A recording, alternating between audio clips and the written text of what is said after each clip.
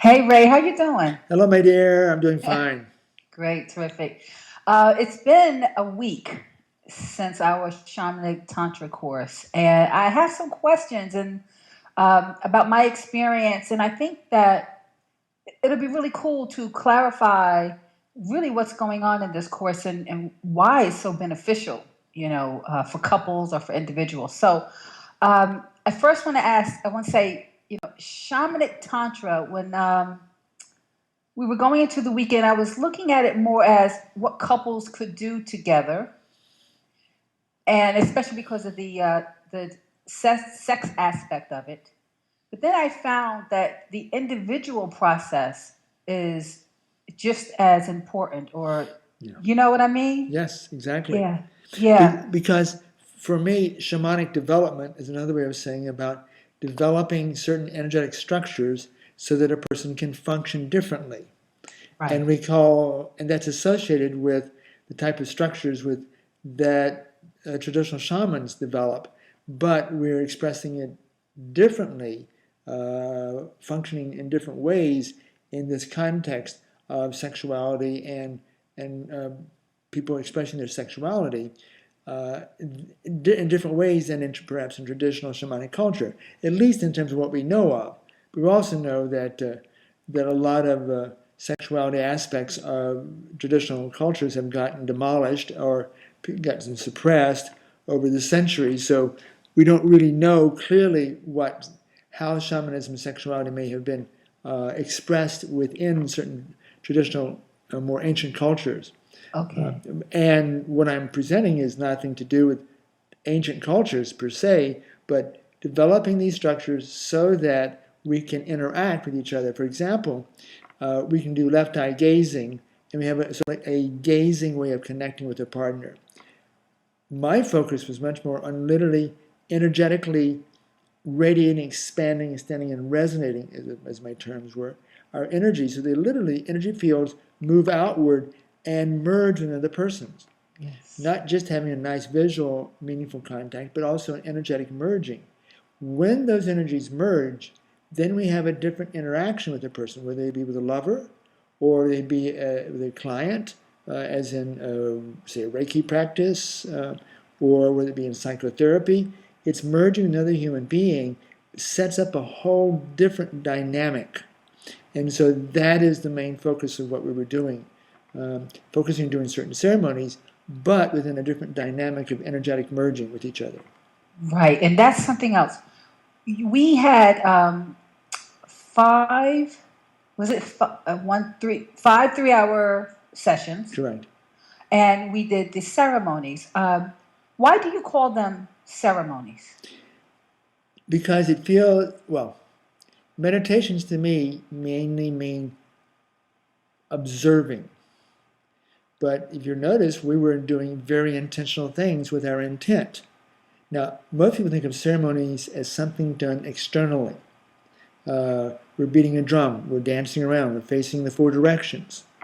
Uh, what I learned a number of years ago was with the medicine people and shamans that I was interacting with, being in ceremony with, being on the healing side of their ceremonies, uh, that while they were doing things externally, physically, their real power, their real shamanic abilities, was not so much with what they were doing externally that I could see with my eyes, but what they were doing with the energies. It's the unseen part. And so we're focusing in these ceremonies, as I call them, more on doing things with our intent. And these actions are the unseen actions with our energies merging. Literally doing things with our energies, changing the vibratory patterns, for example. And that's different than simply observing sensation. Okay. We have to be able to observe sensation as like the Buddhist mindfulness. But for really doing what I wanted us to do, we needed to focus on doing things with our energy. But it's unseen, so we were just sitting there with our eyes open, our eyes closed. Now, the third part, which we didn't do in the class, was to make love any way you want with your partner. Now, we didn't do that part in the class, but in the third part of all the ceremonies would have involved a lot of action unless you were just cuddling quietly, which is another option. Right. I loved being able to do the third part. I just want to let you know it's been beneficial. All right. Then later on, you said things sort of evolved that way. Yeah, yes.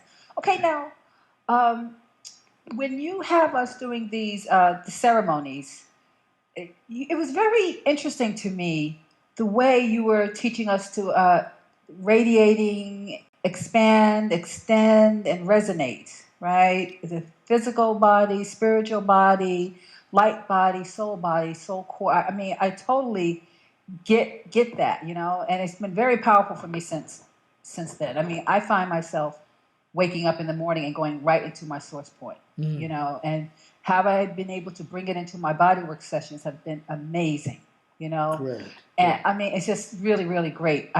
But what's interesting to me is how did you come up with this way? I mean, how did you create these ceremonies? Where did you get this information from? I did not learn them specifically from any individual. Wow. You need a couple-hour biography here to. I felt like, well, I've been studying many different approaches. First of all, I went to massage school, started teaching erotic massage, learning how to dance with energy if I want to teach erotic massage. I was studying Tibetan Buddhism, studying metaphysical teachers, many different personal growth, somatic, spiritual approaches.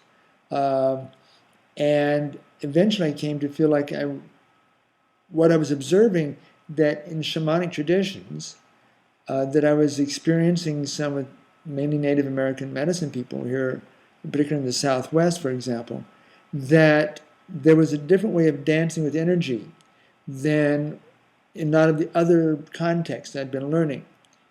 But I didn't really have any real teachers initially, so I had started writing a book at one point in time. My third book was going to be about sexual positions. But I'd been studying how to do muscle testing, applied kinesiology. So I thought, why don't I just muscle test as to what to put into this book on sexual positions, just as a fun thing to do. Well, out came a book I later called Sacred Orgasms. And what was coming up was an energetic anatomy about what we are energetically, not just our physical anatomy.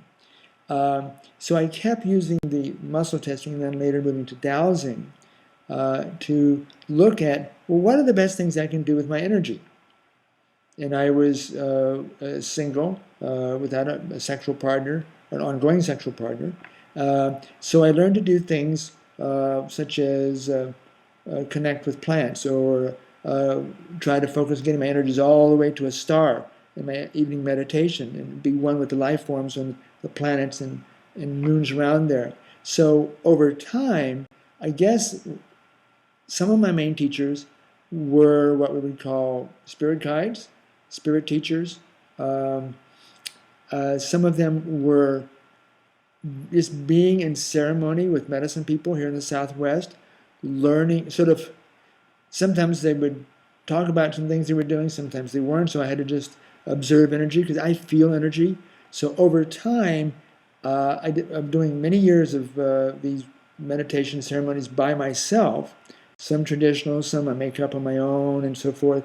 I thought, well, maybe I ought to start trying this with the other individuals. What would be the best thing to teach, to share, to present, to do?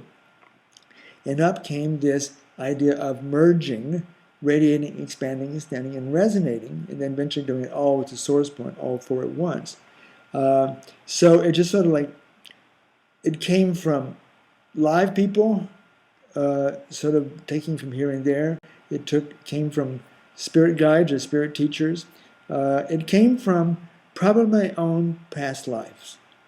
And it came from, I've done extensive study in the area of sexuality, around energy. And sort of I'm into it, well, what about if I tried this? What about this? What about this? And it just sort of came together, and I kept finding guinea pigs. So let's try doing this. And I said, whoa, something's going on here. So it evolved over time. So I've been sort of on a shamanic path for almost 2 decades. So it's now evolved into a number of things, one of which is the form called Shamanic Tantra, a seminar for individuals and couples, to bring this focus on energy dancing with each other. And it looks different than most Tantra classes because it has, like, we focus on merging with our partner and then intending to be one with all plants in existence, and to be one with all animals in existence, all crystals in existence, and all humans in existence, which is a very shamanic focus, the four worlds: plants, animals, crystals, and humans. So it just had much more of a shamanic conceptual framework for me than what I had learned as Western Tantra, or Tantra from Tibetan Buddhism. And so it sort of evolved over time. Yes, it developed. Okay. It developed, yeah. You know, I remember while you were talking, it was probably 3.5, 1.5, 5.5, maybe 5 years ago or so. I remember us having a phone session together. You were, I think at that time you might have called it At One Mint. Yes. Yeah. I remember me being one of your guinea pigs. Yeah. It has evolved. Yes. I've learned to ride the bicycle faster and up higher mountains. Yes. Terrific. I wanted to ask you something about the couples aspect of it. Aside from the third part of the ceremony, in the weekend, in the beginning, we were thinking we were going to just be with the people we came with.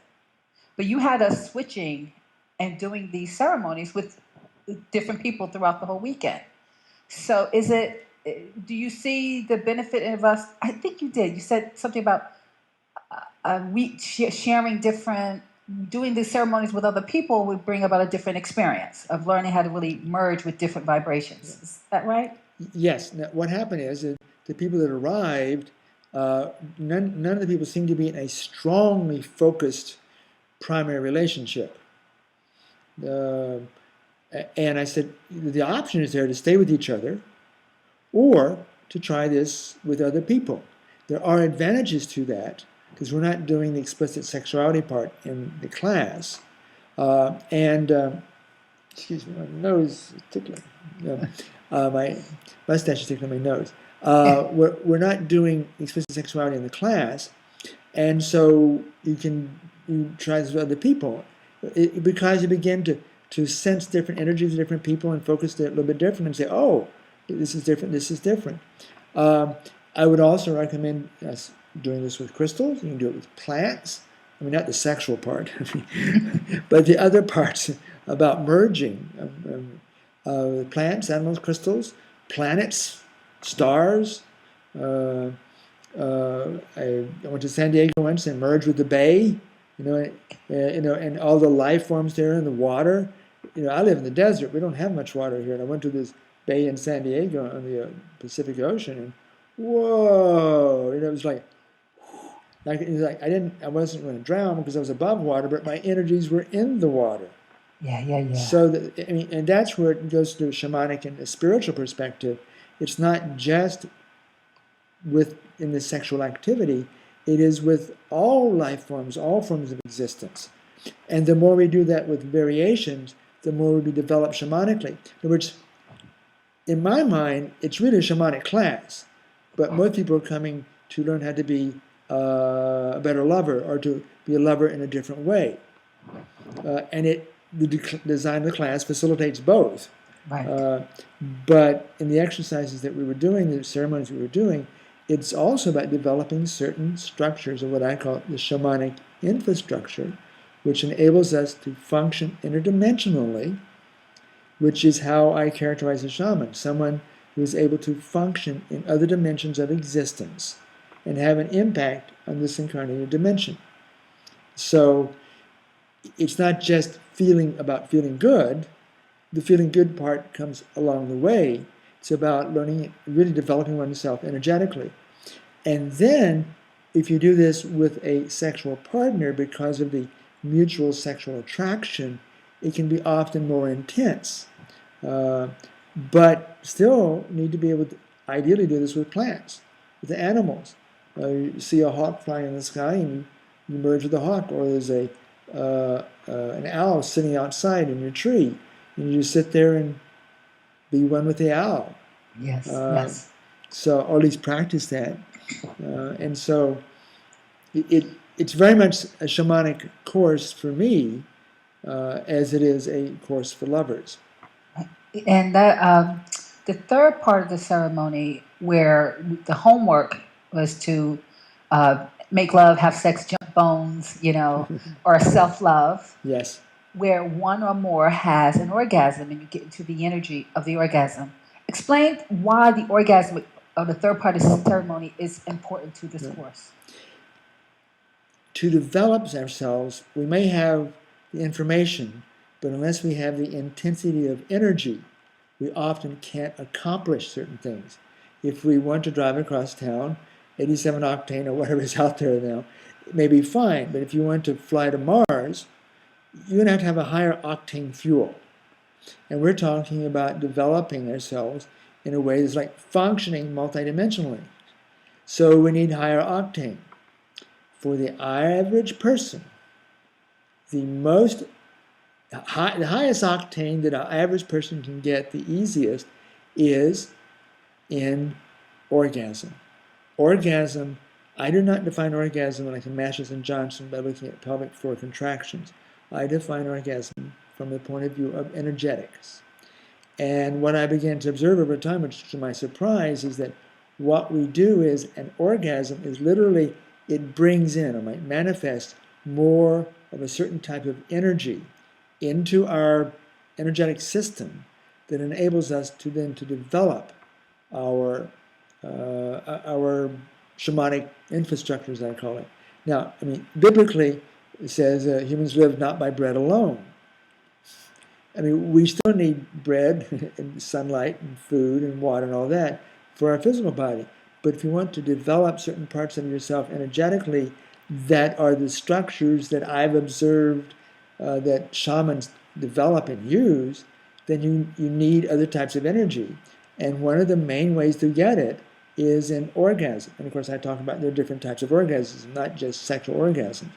So orgasm, you've developed, you're focusing on developing these structures, and then the third part is about making love, and which brings in intensity, the passion brings in intensity, but the orgasm in particular really peaks it. You get more bang for your buck, so to speak, from an orgasm than almost any other way of trying to intensify your energies. Eventually, as you get more and more developed, there are even more powerful ways that do not involve sexual orgasm or any other type of orgasm. But for the average person, the orgasm is the most powerful way to develop the most energy. And that's why we add that as the third part. And we do that at home because it's not about doing it's not important to do it in a class.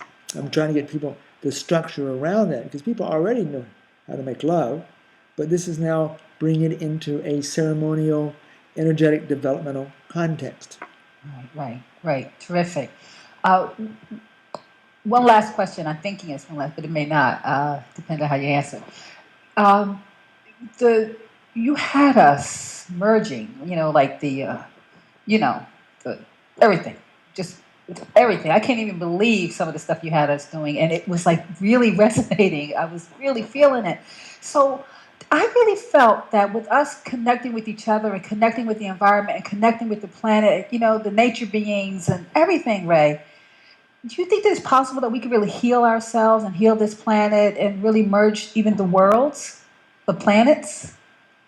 Healing the planet. That's a tall order. Okay.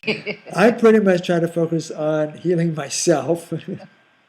Okay. And a few people whose path I cross that we can maybe help facilitate some development of each other, but which then may lead us into action. I mean, what we need, I think the main thing we can do on the planet is probably change the political context. I mean, it's the governments which have the power to regulate what we do, but an individual has to be developed within him or herself to be able to take on such a challenge. And this, of course, is important. But If a person comes out being what the four Buddhists, I forgot the word, but love, joy, compassion, and equanimity. If a person is able to increase that in their life, especially along with some physical well-being, then I'm very happy. And if somebody wants to take on the world, you go, girl, you go.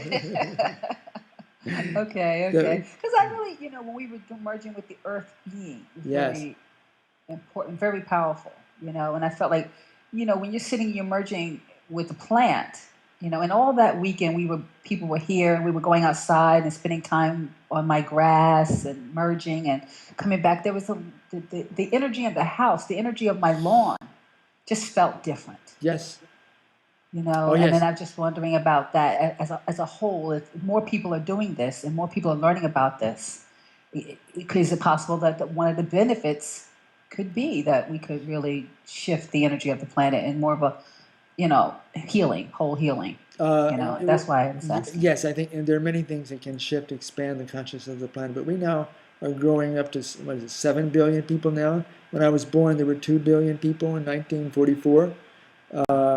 So the task is getting larger and larger and larger. Well, that's why people need to come take the Shamanic Tantra course.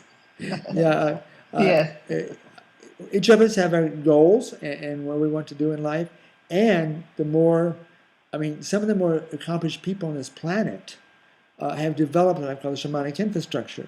I mean, the Dalai Lama, Desmond Tutu, Barack Obama. I mean, there are so many, really, and I'm just throwing a few people off the top of my head, who are making some differences on this planet or attempting to make some differences. And they've developed shamanic infrastructure, even though we wouldn't think of them as shamans.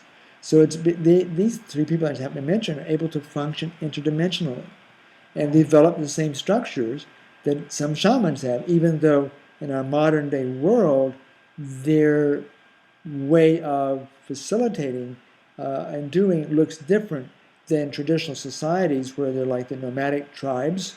We're not a nomadic tribe. We're a very complex set of countries, and so it can indeed help facilitate a person in being more effective in the world. But that's beyond the focus for me in the class. I do remember asking you before we had the weekend about if the ceremonies and then going into the third part of the ceremony, if it could help couples with maybe even sexual functioning issues. I don't know. I know, but I have some thoughts about that. I think it could be applied, but see, if you look at Matches and Johnson's sensate focus exercises, yeah, it's about being present with the touch, with your partner, letting go of the goal directedness, letting go of performance. Well, what do you do in any ceremony? You be here now, which is the same thing that Matches and Johnson was teaching in their sensate focus exercises, is be here now with your partner, with his or her physical body and their skin, with his or her responses, and not have this goal of him or her having the biggest orgasm they've ever had in their life. Just being present. So any ceremonial focus, by the nature of doing ceremony, is about be here now. So I suspect, well, I'm presenting this more for people who are more or less functional, and we all are more or less functional. We always can expand and learn and be more functional. But I think it could be adapted in certain ways, although it may be a little bit of a stretch for some couples who are having real difficulty being present with each other. Right. I do think the ceremonies, though, like you say, be here now, and the way that we were, merging with each other and coming from the source point is something I think physical sexual functioning would benefit from. I Oh, mean, just from yes. my whole experience Oh, of it, yes. the weekend. Yes. Yeah. But my dear, you are not the typical sexual being on this planet. I You know know, being goddess is not easy. you know, we're not lovers, but I have observed you, I have sensed you, I've been around you, and as I said, um, you mean, you've already got your PhD in love mojo. I love you, Ray. And you can always do postdoc work. Yes, yes, Can we yes, all and do further research? yes. But you're not in Well, elementary school, my dear. Ray, I think these are great information for everyone to know about the Shamanic Tantra course because I definitely want to plan to do another one. All right, my pleasure. I You love doing know, them. yeah, yeah, it's wonderful. So I just want to thank you so much. Is there anything else you want to say? I No, think I've asked you. Okay. well, other than to say that part of this came about is because I started my first Western sexual tantra class I took around 1974, uh, and I felt like there can be much more depth. And while there has definitely been some development in Western tantra, it seemed like there could be a lot more. And so my way of thinking about doing that is by focusing on the energetic aspect of merging, which I got much more in a shamanic context. So